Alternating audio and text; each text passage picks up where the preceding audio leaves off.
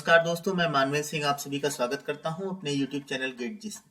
दोस्तों, इस पार्ट में हम आपसे डिस्कस करेंगे कि single source shortest path problem क्या होती है, कौन कौन सी एल्गोरिथम है जिसके थ्रू आप single source shortest path problem solve करते हैं, और निगेटिव साइकिल क्या होती है, और कौन कौन सी एल्गोरिथम्स हैं जो आपकी निगेटिव साइकिल को डिटेक्ट करती हैं। तो सबसे पहले आप जानते हैं single source shortest path problem क्या होती है कि आपके पास एक डायरेक्टेड वेटेड ग्राफ होगा और आपको सोर्स वर्टिक्स गिवन होंगे। ठीक है, जैसे ये आपका एक डायरेक्टेड वेटेड ग्राफ है जिसमें सपोज करिए ए आपका सोर्स वर्टिक्स, तो सोर्स वर्टिक्स से बाकी के जितने अदर वर्टिसेस हैं वहां जाने का शॉर्टेस्ट पाथ आपको फाइंड आउट करना होता है। जैसे अगर इस ग्राफ में हम आपसे बात करें तो ए से सी जाने का शॉर्टेस्ट पाथ क्या होगा, ये होगा। कास्ट कितनी आएगी, 1 आएगी। ए से बी आप दो रास्तों से जा सकते हैं, इधर से जाएंगे तो कास्ट कितनी आएगी, 5। लेकिन ए से सी अगर आप इधर से जाते हैं तो आपकी कास्ट क्या आती है, 3। तो शॉर्टेस्ट पाथ आपका क्या हुआ कि ए से बी जाना है तो वाया सी होके जाइए। ठीक है, तो ये तो आपकी single source shortest path problem हो गई। ठीक, दूसरी चीज निगेटिव साइकिल क्या होती है। ठीक है, एक छोटा सा एग्जांपल हम लोग देखते हैं। मान लीजिए आपकी ग्राफ हो जिसमें ए से बी जाने के लिए एज हो जिसका वेट 2 हो, और बी से ए वापस आने के लिए एक एज हो जिसका वेट -4 हो। अब अगर मैं बोलूं कि ए आपका सोर्स वर्टिक्स है या कोई अदर वर्टिक्स है, वहां से बी जाने का मिनिमम कास्ट क्या होगा। ठीक है, मैं आपसे बोलूं, एल्गो आपको नहीं लगाना है, देख के बताना है। तो बहुत से लड़के बोलेंगे कास्ट मिनिमम कास्ट क्या है, 2, जो कि इनकरेक्ट है। भाई ए से बी अगर आप डायरेक्ट जाते हैं तो 2 होता है, लेकिन अगर हम पाथ ऐसा कर लें कि ए से बी चले जाएं, बी से वापस ए चले आए और फिर से ए से बी जाए, अब मेरी कास्ट कितनी हो जाएगी, ए से बी जाने का कास्ट कितना हुआ, 2, प्लस बी से ए जाने का कास्ट कितना हुआ, -4, प्लस फिर से आप ए से बी जाइए तो कास्ट कितनी हो गई, 0 हो गई। जबकि ए से बी आप डायरेक्ट जा रहे थे तो कास्ट कितनी आ रही थी, 2 आ रही थी। उसी तरह अगर हम एक और रोटेशन कर लें, ए से बी जाएं, बी से फिर वापस ए जाएं, फिर से बी पे जाएं, फिर से ए पे जाएं और फिर से बी पे जाएं, तो आप देखेंगे आपकी कास्ट और रिड्यूस हो जाएगी, माइनस में आ जाएगी। ठीक है, तो मेरा कहने का मतलब कि इस पर्टिकुलर सिचुएशन में अगर हम आपसे ए से बी जाने का लोवेस्ट कास्ट पूछते तो आप नहीं कैलकुलेट कर पाएंगे। तो भाई अगर मैनुअली आप नहीं कैलकुलेट कर पा रहे हैं तो कोई एल्गोरिथम के यूज करने से तो आपको ये चीज डिटेक्ट नहीं हो पाएगी। ठीक है, ये प्रॉब्लम आ क्यों रही है, क्योंकि इस ग्राफ में एक साइकिल गिवन है, ए से बी का एक साइकिल बन रहा है, और इस साइकिल का कास्ट क्या है, 2 - 4 = -2। तो ये आपका क्या है, निगेटिव साइकिल है। तो जब भी हमें शॉर्टेस्ट पाथ कंप्यूट करना होता है और ग्राफ में निगेटिव साइकिल होती है तो वो प्रॉब्लम क्रिएट करती है आपको शॉर्टेस्ट पाथ फाइंड आउट करने में। ठीक है, तो कैलकुलेट तो आप कर ही नहीं सकते, एल्गो चाहे आप जो भी लगाएं, लेकिन अगर कोई अच्छी एल्गोरिथम आप यूज करेंगे तो वो बता देगी कि इस ग्राफ में निगेटिव साइकिल है। ठीक है, और कुछ एल्गोरिथम ऐसी होती जो डिटेक्ट नहीं कर पाती, अगर ग्राफ में निगेटिव साइकिल है तो फॉल्स रिजल्ट दे देती हैं। लेकिन कुछ ऐसे भी एल्गोरिथम है जो ग्राफ में भाई एक प्रॉब्लम है, सलूशन में प्रॉब्लम है, ये बता देना एक अच्छी चीज है, और नहीं बता पाना एक खराब चीज है। ठीक है, तो सिंगल सोर्स शॉर्टेस्ट पाथ के लिए आपके पास 2 एल्गोरिथम बताए जाते हैं। एक आपका कौन सा होता है, बेलमैन फोर्ड, और दूसरा होता है डिजकस्ट्रा। ठीक है, तो बेलमैन फोर्ड एल्गोरिथम का ड्रॉबैक क्या होता है कि इसकी कॉम्प्लेक्सिटी बहुत हाई होती है। अगर आप डिजकस्ट्रा से कंपेयर करेंगे तो इसकी कॉम्प्लेक्सिटी बहुत हाई होती है। ठीक है, मींस कैलकुलेशन आपके बहुत ज्यादा होंगे डिजकस्ट्रा के कंपैरिजन में, सेम ग्राफ में, अगर आप single source shortest path find out करना चाह रहे हैं। ड्रॉबैक है तो एडवांटेज भी होगा। एडवांटेज क्या है कि अगर ग्राफ में निगेटिव साइकिल है तो डिटेक्ट कर देगा कि भाई जो हम आंसर दे रहे हैं इसमें निगेटिव साइकिल है, मींस आपका रिजल्ट फॉल्स भी हो सकता है। ठीक है, लेकिन डिजकस्ट्रा की कॉम्प्लेक्सिटी कम है, मींस फास्ट एग्जीक्यूशन करता है, लेकिन ड्रॉबैक क्या है कि वो डिटेक्ट नहीं कर पाता कि ग्राफ में निगेटिव साइकिल है। इस वजह से हम जनरली डिजकस्ट्रा को तब यूज करते हैं जब ग्राफ के एजेस के वेट पॉजिटिव। ठीक है, नहीं तो अगर निगेटिव वेट के एजेस होंगे तो निगेटिव साइकिल के चांसेज होंगे, निगेटिव साइकिल के चांस होंगे, तो इसका मतलब फॉल्स रिजल्ट आ सकता है। ठीक है। जबकि बेलमैन फोर्ड का कॉम्प्लेक्सिटी ज्यादा होती है, लेकिन उसका यूज हम पॉजिटिव निगेटिव दोनों वेट के एजेस के लिए कर सकते हैं। ठीक है, अब देखते हैं हम लोग बेलमैन फोर्ड एल्गोरिथम के प्रॉब्लम आप किस तरीके से सॉल्व करते हैं। तो यहाँ हमने एक एग्जांपल ले रखा है जिसमें हम बेलमैन फोर्ड के थ्रू हम इस प्रॉब्लम को सॉल्व करेंगे। भाई प्रिम्स आपने पढ़ा है, ठीक है, वहां पे एजेज को रिलैक्स करते थे। यहाँ भी हमें बेलमैन फोर्ड हो या डिजकास्ट्रा हो, हमें एजेज को रिलैक्स करना होता है। ठीक है, बस डिफरेंस क्या आ जाता है कि जब आप प्रिम्स यूज कर रहे थे, एजेज को रिलैक्स कर रहे थे, तो आप यहाँ के वेट को यहाँ के की वैल्यू से कंपेयर करते थे। जबकि बेलमैन फोर्ड या डिजकास्ट्रा में जब आप एजेज को रिलैक्स करेंगे तो पहली बात, यहाँ फील्ड का नाम की नहीं होता, डी होता है जो डिस्टेंस को इंडिकेट करता है। तो आप अगर ये यहाँ पे जो वैल्यू रखेंगे ये डी ऑफ यू बोली जाएगी, यहाँ पे जो वैल्यू रखेंगे ये आपकी क्या बोली जाएगी, डी ऑफ वी, और ये जो वेट है ये आपका क्या बोला जाता था, डब्ल्यू यू वी। ठीक है, तो D of U plus W U V को डी ऑफ वी से कंपेयर करेंगे, जबकि अभी तक आप क्या कर रहे थे, डब्ल्यू यू वी को डी ऑफ वी से कंपेयर कर रहे थे। ठीक है, तो अगर D of U plus W U V की वैल्यू डी ऑफ वी से लेस होगी तो आप क्या करेंगे, डी ऑफ वी को चेंज कर लेंगे किससे, D of U plus W U V से। ठीक है, देखो ये सम क्यों करते हैं, सम इसलिए करते हैं कि मान लीजिए सोर्स वर्टेक्स से यू आने का डिस्टेंस 5 है, सोर्स वर्टेक्स से यू आने का डिस्टेंस 5 है, और u से v जाने की कास्ट हमारी v है, u से v जाने का डिस्टेंस हमारा 2 है। तो अगर मैं पूछूं कि सोर्स से v जाइए वाया u, तो डिस्टेंस कितनी हो जाएगी, तो आप बोलेंगे 5 + 2 7। ठीक है, तो डिस्टेंस यूज होता है, इसलिए आप क्या करते हैं, इसको वेट से ऐड करते हैं। यहाँ एग्जांपल में देखिए, अगर a से c जाने का कास्ट 1 है, a से c जाने का कास्ट 1 है, और C से B जाने के लिए जो एज यूज हो रहे हैं उसका वेट 2 है, तो इसका मतलब A से B अगर हम वाया दिस रूट जा रहे हैं तो A से B जाने का कास्ट क्या हो जाएगा, 1 + 2 3, इसलिए हम यहाँ की 1 वैल्यू 2 में ऐड कर रहे हैं। अब अगर ये 3 वैल्यू यहाँ से कम होगी तो आपका यहाँ B के लिए डिस्टेंस क्या हो जाएगा, 3 हो जाएगा, और अगर यहाँ ये आपकी ज्यादा होती तो आपका क्या हो जाता, सपोज करिए ये वेट आपका होता 1, तब तो आप ये पाथ सेलेक्ट ना करते, तब आप कौन से पाथ के थ्रू जाते, इससे जाते है ना। तो वो इसी वजह से बेलमैन फोर्ड या डिजकास्ट्रा में जब हम एजेस को रिलैक्स करते हैं तो डी ऑफ यू को डब्ल्यू यू वी से ऐड करके डी ऑफ वी से कंपेयर करते हैं। अब हम बेलमैन फोर्ड के एग्जाम्पल पे आते हैं। इस प्रॉब्लम की अगर हम बात करें तो इस ग्राफ को हमें बेलमैन फोर्ड के थ्रू सॉल्व करनी है, बेलमैन फोर्ड एल्गोरिथम के थ्रू सॉल्व करनी है। तो अगर आप कंपटीशन की प्रिपरेशन कर रहे हैं तब तो उसके लिए शॉर्टकट लगाएंगे, लेकिन अगर आप यूनिवर्सिटी एग्जाम की प्रिपरेशन कर रहे हैं तो मेरा सजेशन है कि सबसे पहले इस ग्राफ को मल्टीपल टाइम्स बना लीजिए। ठीक है, कितने बार आपको बनाना है, ग्राफ में जितने वर्टिसेस हैं उससे एक अधिक टाइम। ठीक है, पेशेंसली आप उस ग्राफ को कई बार बना लीजिए, ताकि जब आप मैथमेटिकल कैलकुलेशन करिए तो आपका दिमाग ग्राफ बनाने में नहीं, सिर्फ आपको कैलकुलेशन में। ठीक है, तो इस ग्राफ में जैसे हमने देखा कितने वर्टिसेस है, 5, तो इस ग्राफ को हमने 6 बार स्टेप 1, स्टेप 2, स्टेप 3, स्टेप 4 करके 6 टाइम बना लिया। ठीक है भाई, अगर आप साथ साथ डायग्राम भी बनाएंगे और साथ साथ अपडेशन करेंगे तो कैलकुलेशन मिस्टेक होने के चांसेस रहते हैं ना। तो सबसे पहले आप ग्राफ को जितने वर्टिसेस हैं उससे 1 टाइम्स अधिक बना लीजिए, पहला काम।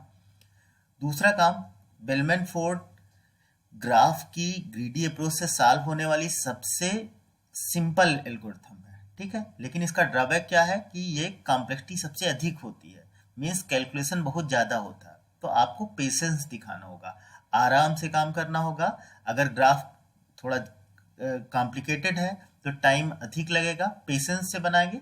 और लॉजिक कुछ नहीं, लॉजिक बहुत सिंपल है, बार बार आपको वही लॉजिक रिपीट करना है। ठीक है, सबसे पहले काम क्या करेंगे, जैसे इस ग्राफ को हमें सॉल्व करना है, हमने 5 वर्टिसेस का था, 6 टाइम ग्राफ को ड्रा कर लिया। उसके बाद आप क्या करेंगे कि सबसे पहले ग्राफ को इनिशियलाइज करेंगे। ठीक है, मान लीजिए ये आपका सोर्स वर्टेक्स था, तो इसको आपने कहाँ से इनिशियलाइज कर दिया, 0 से, और बाकी सारे वर्टिसेस को कहाँ से इनिशियलाइज कर दिया, इनफाइनाइट से, ठीक।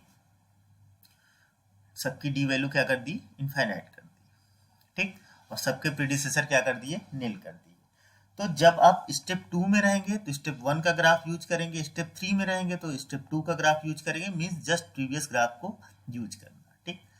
अब आपको करना क्या है कि हर एक स्टेप में सेम काम करना है कि ग्राफ में जितने एजेज हैं सबको रिलैक्स करिए, ग्राफ में जितने एजेज हैं सबको रिलैक्स करिए। तो स्टेप 1 में आपने ग्राफ को इनिशियलाइज किया, स्टेप 2 में हम हर एज को रिलैक्स करेंगे, देखेंगे कहाँ कहाँ चेंजेज होगा। तो जैसे एस से स्टार्ट करिए, यहाँ पे अगर इस एज को रिलैक्स करेंगे तो 0 + 6 आया, यहाँ पे वैल्यू क्या है, इनफाइनाइट, मीन्स यहाँ पे आपका चेंज हो सकता है, ठीक। 0 + 7 आया, यहाँ पे ऑलरेडी क्या वैल्यू है, इनफाइनाइट, मीन्स यहाँ पे भी चेंजेज हो सकता है। अब यू से स्टार्ट कीजिए, इनफाइनाइट + 5, ठीक है, इनफाइनाइट ही होता है, कोई फर्क नहीं आएगा। यू से यहाँ आप जा रहे हैं, इनफाइनाइट + 8, इनफाइनाइट 8, इनफाइनाइट का कंपेरिजन इनफाइनाइट से हुआ, कोई फायदा नहीं हुआ, ठीक है। इनफाइनाइट -3, इनफाइनाइट का इनफाइनाइट से कंपेरिजन, कोई फायदा नहीं। इनफाइनाइट + 9, इनफाइनाइट ही होता है, कोई फायदा नहीं। इनफाइनाइट + 7, तो आपको हर एज को रिलैक्स करना होता है, ठीक है। तो डिफरेंस खाली आप देख रहे हैं, यहाँ दो जगह आ रहा है कि 0 + 6 और यहाँ पे क्या है, इनफाइनाइट। तो आप काम क्या करिए कि यहाँ की डी वैल्यू कर दीजिए 6 और यहाँ की डी वैल्यू कर दीजिए 7 और ये दो एजेस कर दीजिए डार्क, ठीक। क्योंकि दो जगह चेंजेज आ रहा है, एक दो जगह आपको लोअर वैल्यू मिल रही है, 0 + 6 और यहाँ पे क्या, इनफाइनाइट, 0 + 7 और यहाँ पे क्या वैल्यू है, इनफाइनाइट। तो दो जगह आपने चेंज कर दिया, ठीक। बाकी सब जगह प्रीवियस डेटा कॉपी कर लीजिए। तो प्रीवियस में यहाँ पे क्या था, इनफाइनाइट था, तो यहाँ पे हमने इनफाइनाइट रख दिया और यहाँ पे क्या था, इनफाइनाइट था, यहाँ पे इनफाइनाइट कर दिया। स्टेप 2 आपका कंप्लीट, ठीक है। अब स्टेप 3 में जाएंगे तो स्टेप 2 की ग्राफ यूज करेंगे और देखेंगे कहाँ कहाँ चेंजेज आ सकता है, ठीक है। और सारे एजेज को आपको रिलैक्स करना होता है, यही इसमें प्रॉब्लम की बात है, ठीक है। फिर से चालू किया, सारे एजेज को आपको रिलैक्स करना है, तो फिर से चालू किया। 0 + 6 लोअर वैल्यू नहीं मिली, 0 + 7 लोअर वैल्यू नहीं मिल रही, तो एस से तो कोई फर्क नहीं हुआ। अब यहाँ पे देखिए 6 + 5 11 और वी के पास वैल्यू क्या लिखी है, इनफाइनाइट, इसका मतलब यहाँ चेंजेज हो सकता है, ठीक। और वी से क्या जा रहा है, 6 + 8 14 और यहाँ पे वैल्यू क्या है, 7, तो कोई फायदा नहीं, हमको लोअर वैल्यू से फायदा होता है, ठीक। तो u वर्टिक्स आपने देख लिया, x वर्टिक्स पे जाइए, 7 - 3 क्या होगा, 4 और यहाँ पे क्या है, इनफाइनाइट। तो अब आपको ध्यान ये देना है कि v में दो जगह से चेंजेज हो रहा है, एक तो इससे 6 + 5 11 और एक इससे 7 - 3 4, ठीक है। तो जब दो जगह से चेंजेज आ रहा है तो आप कौन सी वैल्यू यूज करेंगे, जो लोअर वाली वैल्यू है, ठीक है। तो यहाँ पे आप वैल्यू क्या रखेंगे, 4 रखेंगे और इस वाले एज को क्या कर देंगे, इस वाले एज को क्या कर देंगे, डार्क कर देंगे। और देखिए कहीं पे चेंजेज आ रहा है, यहाँ पे देखिए 7 + 9, इस वाले एज पे देखिए 7 + 9 16 और यहाँ पे क्या है, इनफाइनाइट। तो यहाँ पे आप क्या क्या रख सकते हैं, 16 रख सकते हैं, ठीक। 6 - 4 क्या आएगा, 2 आएगा, ठीक। तो वाई वर्टेक्स पे भी दो अपडेशन हो सकता है, ठीक। एक तो 6 - 4 2 आ रहा है और दूसरा 7 + 9 16 आ रहा है, ठीक है। तो दोनों क्या है, इनफाइनाइट से कम है, लेकिन दोनों में आप यूज क्या करेंगे, इधर से 6 - 4 2 आ रहा है और इधर से क्या आ रहा है, 7 + 9 16 आ रहा है, लोअर वैल्यू क्या है, 2। इसका मतलब आप यूज कौन सा कर लेंगे, 2। और ये 2 आ कहाँ से रहा है, इस वाले एज से आ रहा है, तो इसको भी आपने क्या कर लिया, डार्क कर लिया, ठीक है। बाकी सारे एजेस पे आप देखिए कहीं पे कोई चेंजेस नहीं आएगा, सिर्फ दो जगह पे आपका चेंजेस आया, ठीक। तो बाकी आप क्या करते थे, प्रीवियस डेटा कॉपी कर लेते थे, तो हमने क्या किया, प्रीवियस डेटा कॉपी कर लिया, मीन्स यहाँ पे 6 बना लिया, यहाँ पे 7 बना लिया, यहाँ पे इस वाले एज को डार्क कर लिया, इस वाले एज को डार्क कर लिया, और यहाँ पे क्या डी वैल्यू थी 0। अब स्टेप 4 में जाएंगे तो स्टेप 3 का डेटा यूज करेंगे। ठीक है, बताइए जरा चेंज कहाँ कहाँ आएगा। 0 + 6 6, 0 + 7 7। जब लोअर वैल्यू आएगी तब आपको रुकना। 6 + 8 14, यहाँ पे क्या वैल्यू है 7 है। 6 + 5 11, यहाँ पे क्या वैल्यू है 4 है। 4 - 2 2, यहाँ पे क्या है 6। तो एक जगह आपको चेंजेस दिखा। ठीक है,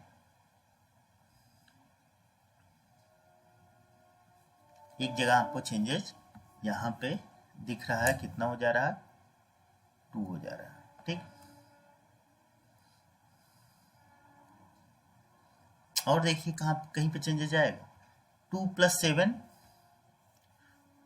2 + 7 9, यहाँ पे ऑलरेडी क्या है 4। 7 + 9 16, क्या है 2 है। ठीक है, आपको सारे एजेस को रिलैक्स करना है और कंसीडर उसी एज को करेंगे, कंसीडर उसी एज को करेंगे जहां पे आपको लोअर वैल्यू मिल रही हो रिलैक्स करने पे। ठीक है, तो अब एक चीज और ध्यान दीजिए कि यहाँ पे आपकी वैल्यू 2 हो जाएगी। किस एज के द्वारा, इस एज के द्वारा। इसका मतलब u पे जाना है तो किसके थ्रू जाएंगे, v पे जाएंगे। तो आपको पता है, आपने प्रीलिम्स में पढ़ रखा है कि एक वर्टेक्स पे जाने का सिर्फ एक ही प्रीडिसेसर होता है।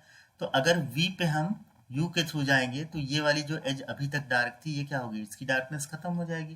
तो हमने क्या किया, इसकी डार्कनेस खत्म कर दिया और बाकी पूरा डेटा कॉपी कर लिया। तो यहाँ पे आपका क्या बन गया,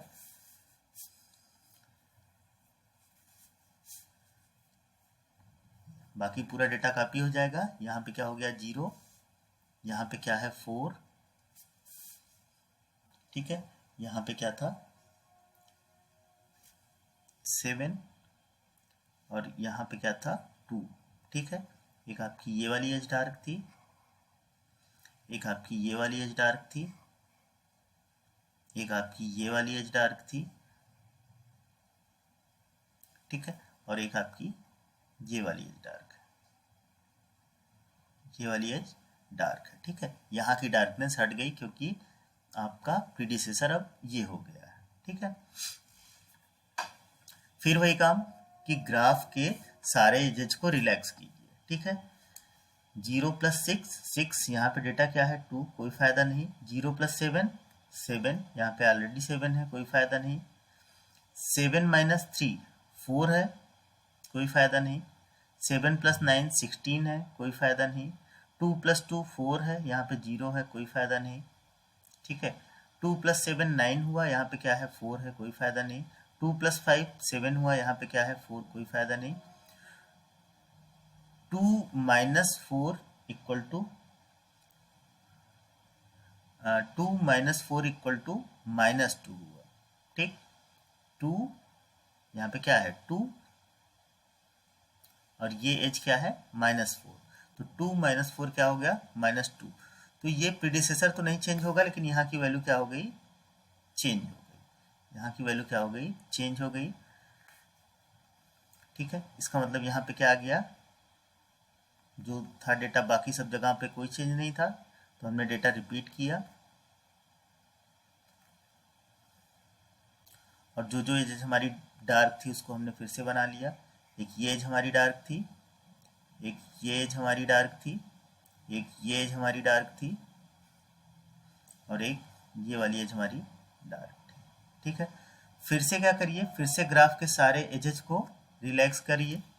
फिर से हमने ग्राफ के सारे एजेस को रिलैक्स किया, देखेंगे चेंज कहाँ पे हो रहा है। तो 0 + 6 6 हुआ, यहाँ पे क्या वैल्यू है 2, कोई चेंज फायदा नहीं। 0 + 7 7 हुआ, यहाँ पे क्या है 7। 2 + 8 10 हुआ, यहाँ पे क्या डेटा है 7। 7 - 3 4 हुआ, कोई फायदा नहीं। 7 9 + 9 16 हुआ, कोई फायदा नहीं। -2 + 7 5 हुआ, यहाँ पे ऑलरेडी 4 है। 7 - 3 4, कोई फायदा नहीं। 2 + 5 7, 4 - 2 7, तो कहीं पे चेंज नहीं आया। ठीक है, इसका मतलब ये हमारा क्या हो गया, फाइनल आंसर।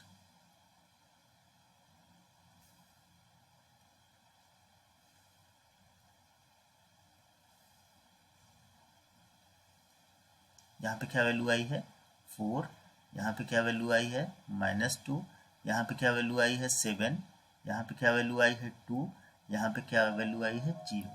इसका मतलब इस ग्राफ में आपको फाइनल आंसर मिल गया। तो दो चीज़ें आपको ध्यान देनी है, ठीक है। पहली चीज़ कि जब सेकेंड लास्ट स्टेप और लास्ट स्टेप के जो ग्राफ है उसमें कोई चेंज ना आए। देखिए यहाँ पे जो सेकेंड लास्ट स्टेप में जो ग्राफ आ रहा है और लास्ट स्टेप में जो ग्राफ आ रहा है दोनों सेम है, कहीं पे कोई चेंजेस नहीं हुआ, कहीं पे डी वैल्यू नहीं चेंज हुई। डी वैल्यू अगर चेंज नहीं होती है तो हम बता सकते हैं कि ग्राफ में हमारा निगेटिव साइकिल नहीं है। और अगर लास्ट और सेकेंड लास्ट से लास्ट में जब जा रहे हैं आप तो कहीं पे भी डी वैल्यू अपडेट होती तो इसका मतलब ग्राफ में क्या है, निगेटिव साइकिल है ना। तो निगेटिव साइकिल आप कैसे डिटेक्ट करते हैं कि सेकेंड लास्ट से लास्ट स्टेप में अगर कहीं पे भी डी वैल्यू चेंज हो रही है तो इसका मतलब ग्राफ में निगेटिव साइकिल है, अदरवाइज ग्राफ में निगेटिव साइकिल नहीं। पहली चीज।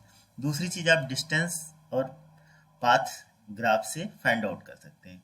यस से यस वर्टिक्स से एक्स वर्टिक्स पे जाना है तो इस पाथ से जाएंगे, डिस्टेंस क्या आएगी 7। यस से वाई पे जाना है तो डिस्टेंस कितनी आएगी -2। पाथ आपका क्या होगा, यहाँ से यहाँ जाइए, यहाँ से यहाँ जाइए, यहाँ से यहाँ जाइए, देन यहाँ जाइए। यस वर्टिक्स से वी वर्टिक्स जाना है तो डिस्टेंस कितना आएगा 4 और पाथ क्या होगा आपका ये। यस वर्टिक्स से यू वर्टिक्स पे जाना है तो डिस्टेंस क्या होगा 2 और पाथ क्या होगा ये। तो आपको सारे वर्टिसेस के डिस्टेंस एंड पाथ आपको मिल जाएंगे। तो ध्यान रखिए, पेशेंस रखना पड़ेगा आपको, क्योंकि इसकी कॉम्प्लेक्सिटी आप बाई v इंटू ई होती है। क्यों? क्योंकि कितने टाइम्स आप हर स्टेप में ग्राफ के सारे एजेस को रिलैक्स करते हैं और ग्राफ में कितने एजेस होते हैं ई, ठीक। और रिलैक्स करने की कॉम्प्लेक्सिटी कितनी होती है, ऑर्डर ऑफ 1। बेलमैन फोर्ड में ग्राफ के एक एज को रिलैक्स करने की कॉम्प्लेक्सिटी कितनी होती है, ऑर्डर ऑफ 1। तो एक स्टेप में कॉम्प्लेक्सिटी क्या होगी, ई इंटू 1। और कितने टाइम आप सारे एजेस को रिलैक्स करते हैं, जितने नंबर ऑफ वर्टिक्स हो। तो इसलिए बेलमैन फोर्ड की कॉम्प्लेक्सिटी क्या हो जाती है, v इंटू ई हो जाती है, ठीक है। और बाकी आपको पेशेंस का काम है कि हर स्टेप में पहले तो ग्राफ को इनिशियलाइज कर लीजिए और हर स्टेप में ग्राफ के सारे एजेस को रिलैक्स करिए पेशेंस के साथ, ठीक है।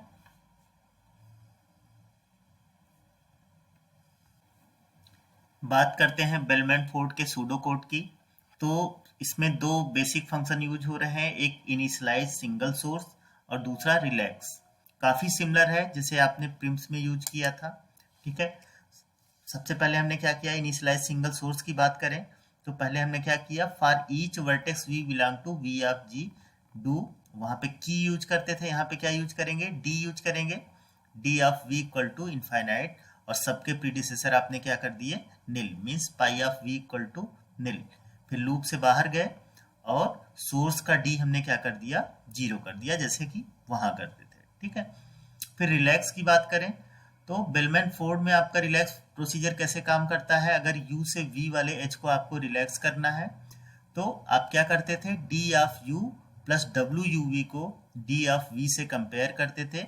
अगर आपका d of u plus W U V less than होता था d ऑफ v से तो आप क्या करते थे, d ऑफ v की value du plus W U, ठीक है।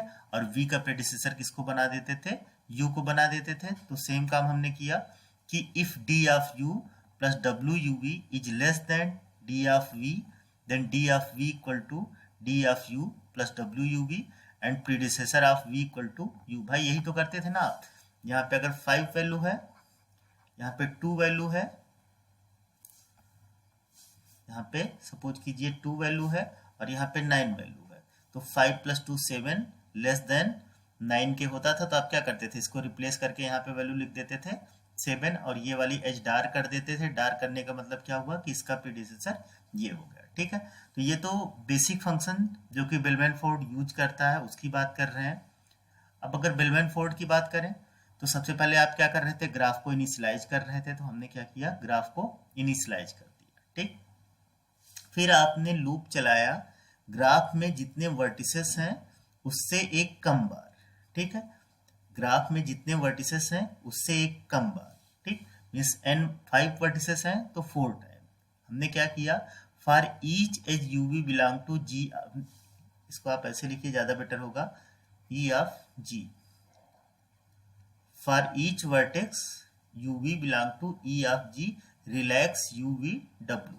ठीक, मतलब ग्राफ के जितने एजेज हैं उनको क्या कर दीजिए, रिलैक्स कर दीजिए। ठीक है, फिर हमने रिलैक्स का काम एक बार फिर से किया, for each edge U V belong to E of ji,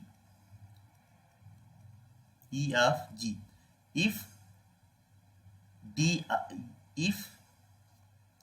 D of V greater than D of U plus W U. ठीक, जो कंडीशन आपकी रिलैक्स में होती थी कि if D of U plus W U be less than D of V, अगर ये condition एक भी बार ट्रू होगी तो आपका रिटर्न क्या हो जाएगा, फॉल्स, अदरवाइज क्या रिटर्न होगा, ट्रू। मतलब आपने समझा कि अगर n-1 स्टेप हम यहाँ पे कर रहे हैं उससे हमें फाइनल आंसर मिल जा रहा है। एक लास्ट टाइम हमने फिर से सारे एजेस को रिलैक्स किया, इसलिए रिलैक्स किया कि अगर एक भी एज पे ये कंडीशन ट्रू आई तो आपका रिटर्न कर देगा फॉल्स। फॉल्स रिटर्निंग का मतलब क्या होता है, ग्राफ में निगेटिव साइकिल है।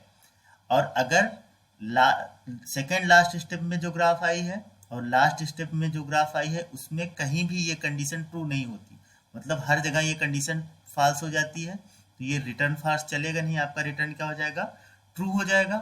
तो ट्रू रिटर्न करने का मतलब जो आंसर आपका आया है वो वैलिड है, ग्राफ में निगेटिव साइकिल नहीं है। तो यहाँ पे जो लास्ट टाइम भाई ये रिलैक्स का ही काम कर रहे हैं, लेकिन इसको हमने यूज क्यों किया है कि अगर कहीं भी अपडेशन हो तो रिटर्न कर दो फॉल्स, मींस ग्राफ में निगेटिव। फॉल्स रिटर्निंग का मतलब क्या होता है, ग्राफ में निगेटिव साइकिल है, और ट्रू रिटर्निंग का मतलब क्या होता है, ग्राफ में निगेटिव साइकिल नहीं है। ठीक है, जो रिजल्ट आया है वो तुम्हारा क्या है, वैलिड है ना। तो मैंने आपसे बताया था कि बेलमैन फोर्ड क्या करता है, निगेटिव साइकिल को डिटेक्ट कर देता है। ठीक है, तो इस तरीके से बेलमैन फोर्ड आपका निगेटिव साइकिल डिटेक्ट करता है। Thank you.